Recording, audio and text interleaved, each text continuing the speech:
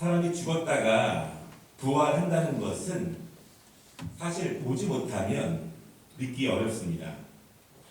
예수님께서 죽으신 후에 부활하신 것을 아주 소수의 제자들이 목격했습니다. 그리고 그들이 증인이 되었습니다. 그리고 그들의 증언이 지금 인류 역사상 수십억 명이 넘는 많은 사람들의 소망이 되었습니다. 몇몇 사람의 증언과 목격이 기독교의 시작을 알린 것이고, 모든 사람들은 죽지만 살아서 천국에 갈 수 있다는 소망을 예수님의 부활을 통해서 기독교가 주고 있습니다. 예수님께서 부활에 대해서 말씀하시기 전에, 예수님께서 직접 부활하시기 전에는 인류에 부활이라고 하는 말이나 개념 자체가 없었습니다. 죽음만 있었습니다. 부활에 대해서 누구도 상상하지도 못했고, 다시 산다고 하는 것에 대해서는 누구도 그 개념을 갖지도 못했습니다.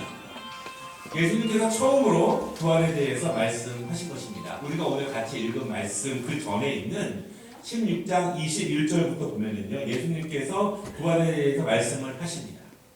21절에 보면은 예수님은 고난을 받고 죽임을 당하시지만 3일 후에 부활하실 것임을 16장에서 말씀하고 계십니다. 그런데 제자들은 그 말이 무슨 뜻인지 잘 몰랐어요. 왜냐하면 그때까지만 해도 부활에 대한 개념도 없었고 죽은 것이 다시 살아난다고 누구도 믿지 않았기 때문에 그렇습니다. 그래서 16장 22절에 보면은요, 베드로는 그런 일은 절대로 일어날 수 없습니다. 그렇게 이야기를 합니다. 여러분, 죽었다가 다시 살아나면 어떤 일이 벌어질까요? 우리가 죽지만 그 다음에 우리에게 어떠한 일들이 펼쳐질까요? 우리가 부활한다면 우리는 어떤 삶을 살아갈까요? 지금과 똑같은 삶을 살 수도 있을까요? 아니면 다른 삶을 사는가? 우리도 잘 모르겠지만 당시 제자들도 잘 몰랐습니다.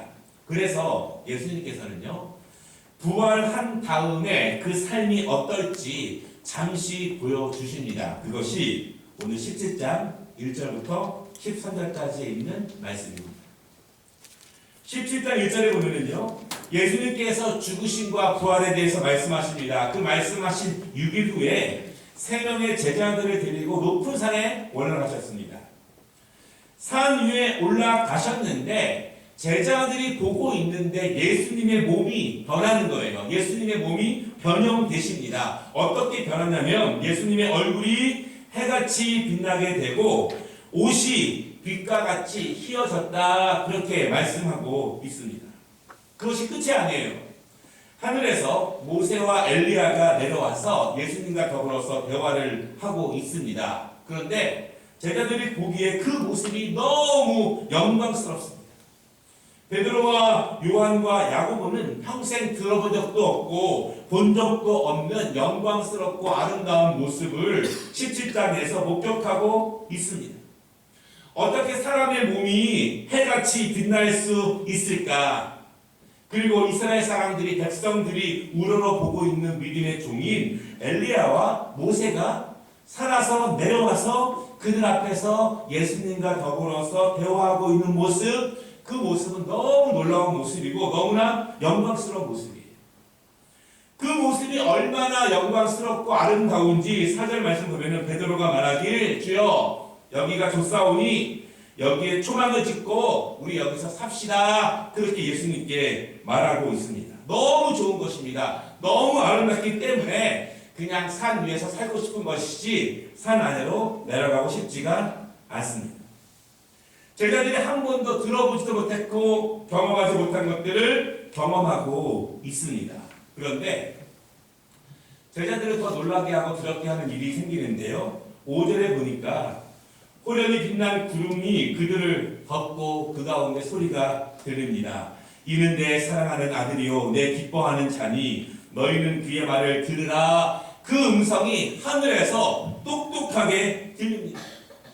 명확하게 그들의 귀에 그 음성이 들립니다. 제자들은 그러한 광경 자체가 너무 놀라운 거예요.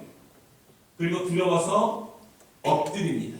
그리고 8절 말씀에 엎드렸던 제자들이 다시 고개를 드니 예수님만 계시고 모두 사라졌더라, 그렇게 말합니다. 여러분, 이것이 무엇일까요? 예수님께서 부활의 몸이, 부활의 삶이 어떤지 제자들에게 그 모습을 일부 보여주신 것입니다. 죽지만 믿음을 가진 사람들이 부활하면 얼마나 영화로운 모습으로 변할 것인지, 얼마나 영광스러운 모습으로 살 것인지를 예수님이 가르치신 이후에 제자들에게 그것을 보여주습니다. 단지 내가 죽지만 나는 3일 만에 부활할 거야, 이렇게 말씀하신 것, 이 말을 듣기만 들었지 전혀 실감도 못하고 이해도 못하고 알지도 못하는 그 제자들에게 부활의 모습, 부활의 삶이 어떠한지 예수님은 잠깐 그들에게 보여주신 것입니다. 부활은 영화롭습니다. 부활의 삶은 영광스럽습니다. 이 땅의 삶과 비교할 수 없습니다. 부활의 몸은 우리가 벗어나고 싶어 하지 않습니다. 그래서 제자들은요, 그냥 산에서 살고 싶지, 산 아래로 내려오고 싶지가 않은 것입니다. 여러분, 부활은 그렇게 영화롭고 영광스러운 삶이라는 것을 믿으시기 바랍니다. 비록 초대교회 성도들이요, 그들의 삶이 2000년 전의 삶이 문화적으로 경제적으로 지금보다 얼마나 더 척박했겠습니까? 그렇게 험난한 삶을 사는데 더군다나 믿음을 가졌다는 이유로 죽임을 당하고 박해까지 당하고 있습니다. 이 땅에서 정말 편안함을 누리지도 못하지만 믿음을 지키며 기꺼이 죽을 수 있는 이유는 부활의 영광이 그토록 소중하고 아름답기 때문에 그들은 기꺼이 죽을 수가 있는 것입니다. 부활의 영광을 알면, 경험하면 기꺼이 고난을 당할 수 있습니다. 기꺼이 십자가의 길을 갈 수 있습니다. 부활의 영광을 모르기에 죽음 이후에 대한 분명한 소망이 없기 때문에 죽음 이후의 삶에 대해서 명확하거나 애매하지 못한 모습이 있기 때문에 죽음 이후의 삶보다는 현재적인 삶과 현재의 즐거움에 더 많이 집중하게 됩니다. 우리는 영원하지 않은 것을 붙잡느라 영원한 것을 놓치는 일이 없도록 늘 자기 자신을 돌아보아야 합니다. 그래서 바울은요, 로마서 8장 18절에 이렇게 말합니다. 생각하건대 현재의 고난은 장차 우리에게 나타날 영광과 좋게 비교할 수 없도다. 여러분 믿으시기를 바랍니다. 우리가 이 땅 가운데 당하는 어떤 고난도 장차 나타날 영광과 비교할 수 없습니다. 그것이 산 위에서의 모습이에요. 그런데 산 아래로 내려옵니다. 산 아래로 내려오니 다시 현실입니다. 다시 일상의 모습입니다. 산 위에서는 영광이 넘쳤는데 내려오니 다시 연약한 우리의 현실을 맛보게 됩니다. 예수님과 제자들이 산 위에 있는 동안, 영광 가운데 있는 동안 산 아래에서는요, 연약한 모습이 그대로 드러나게 됩니다. 어떤 일이 벌어졌습니까? 15절 보면은요, 어떤 사람이 간질로 고생하는 아들을 데리고 제자들에게 데리고 와서 고쳐주기를 간청합니다. 그 아들이 간질 때문에 불에도 들어가고 물에도 들어가고 생명이 위태롭고 부모의 입장에서 그것보다 더욱더 안타깝고 애절한 것이 어디 있겠습니까? 그런데 그 아버지가 소문을 들은 거예요. 예수님을 만나면 자기 아들의 병도 고칠 수 있다는 소문을 들었습니다. 그리고 예수님을 찾아왔습니다. 그런데 예수님이 안 계신 거예요. 제자들은 만났는데 예수님이 그 자리에 계시지 않습니다. 예수님은 산으로 올라가신 거예요. 그래서 그 아버지가 나머져 있는 제자들에게 아들의 병을 고쳐달라고 요청합니다. 당신들도 예수님의 제자가 아닙니까? 예수님처럼 병자를 고칠 수 있지 않느냐? 우리 아들을 좀 고쳐주십시오. 그런데 여러분, 제자들이요, 예수님이 하신 것처럼 합니다. 기도하고 찬양합니다. 그런데 문제는 아무런 일이 벌어지지 않는 거예요. 16절에 보니까 그 아버지가 그렇게 말합니다. 내가 주의 제자들에게 데리고 왔으나 능히 고치지 못하더이다. 그렇게 이야기를 합니다. 오늘 본문을 보면 산 위에서는 영광스러운 부활의 광경이 펼쳐지고 경험하게 됩니다. 그러나 산 아래에 내려오면 여전히 연약하고 능력 없고 부족하고 아무것도 할 수 없는 그런 제자들의 모습을 보게 됩니다. 예수님이 안 계시면 예수님의 능력이 아니면 그분이 계시지 않으면 아무것도 아닌 제자들의 모습이에요. 그러나 예수님과 함께하면 영광스러운 모습을 또한 경험할 수 있는 산 위에서의 제자들의 모습도 우리가 보게 됩니다. 오늘 장로님들과 교육자들의 헌신 예배일입니다. 장로님들과 교육자들의 사명은 무엇일까요? 어떤 일을 해야 할까요? 하나님은 어떤 책임을 맡기셨을까요? 그것이 오늘 본문 말씀의 핵심입니다. 장로님들과 교육자들은 교회 영적인 지도자들입니다. 교회를 그리고 성도들을 풍성하게 아름답게 신실하게 말씀의 길과 강건한 삶의 길로 인도하는 책임이 교육자들과 장로님들에게 있습니다.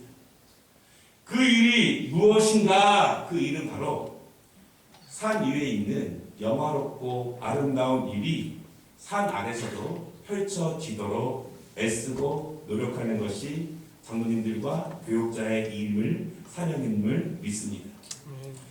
부활의 소망을 내가 먼저 본 것을, 내가 먼저 누린 것을, 내가 먼저 경험한 것을 산 아래에 있는 능력 없는 제자들과 연약한 백성들에게 그것을 선포하는 것이고 그것을 보이는 것입니다.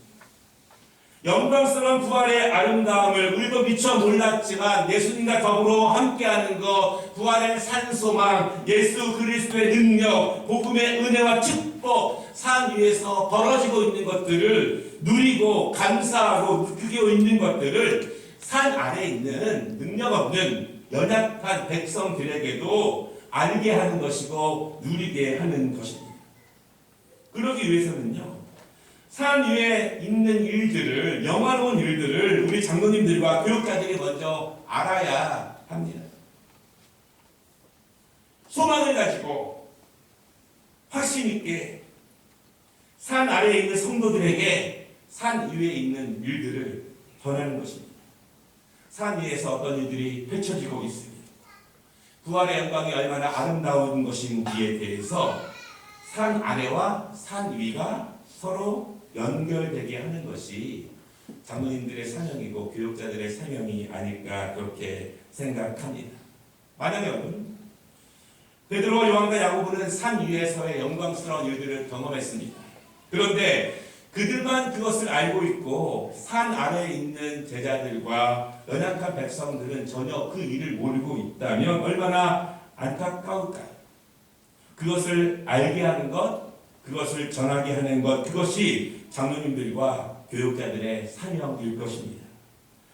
산 위와 산 아래를 연결하는 것, 산 위의 소망을 산 아래서도 맛보게 하는 것, 이것이 오늘 헌신 예배를 드리는 교육자들과 장로님들의 사명일 것입니다. 이러한 은혜가 우리 장로님들과 교육자들에게 충만하시기를 주님의 이름으로 축원합니다. 기도하겠습니다.